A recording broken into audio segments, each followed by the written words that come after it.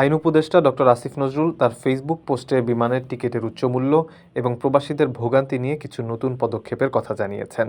সম্প্রতি সৌদি আরব সফর শেষে দেশে ফেরার পর ডক্টর আসিফ নজরুল প্রবাসীদের বিমান টিকিটের উচ্চমূল্য এবং ভোগান্তির বিষয়টি অন্তর্বর্তী সরকারের প্রধান উপদেষ্টা ডক্টর ইউনূসের কাছে উত্থাপন করেন। এর পরপরই ডক্টর ইউনূসের নির্দেশনায় একটি উচ্চ পর্যায়ের সভা অনুষ্ঠিত হয়, যাতে প্রবাসীদের সমস্যার সমাধানে কিছু পদক্ষেপ গ্রহণের জন্য আলোচনা করা হয়েছিল। পরবর্তীতে প্রবাসী কল্যাণ মন্ত্রণালয়ের সভায় এসব বিষয়ে বিস্তারিতভাবে আলোচনা হয় এবং সিদ্ধান্ত নেওয়া হয়। রেমিটেন্স যোদ্ধাদের ঢাকায় বিশেষ ছাড়ে রেডি ফ্ল্যাট দিচ্ছে শতভাগ বিশ্বস্ত ও নির্ভরযোগ্য প্রতিষ্ঠান প্রবাসীর সিটি।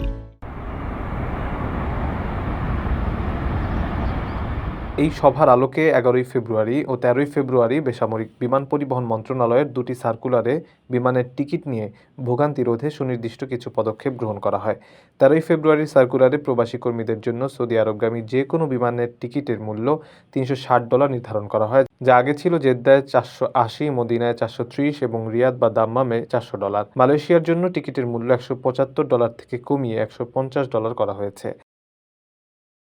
টিকিটের উচ্চমূল্যের একটি বড় কারণ হচ্ছে টিকিট কালোবাজারি। এই কালোবাজারি রোধ করার জন্য 11 তারিখের সার্কুলারে যাত্রীদের নাম ও পাসপোর্ট কপি ছাড়া গ্রুপ টিকিট বুকিং নিষিদ্ধ করা হয়েছে এবং বুকিং দেওয়ার 3 দিনের মধ্যে টিকিট না কেনা হলে তা বাতিল করার নির্দেশনাও দেওয়া হয়েছে। এছাড়া সকল এয়ার টিকিট অনলাইনে বিক্রয়ের ব্যবস্থা করা হয়েছে এবং টিকিটের মূল্য অনলাইনে ও টিকিটের গায়ে প্রদর্শনের নির্দেশনা দেওয়া হয়েছে।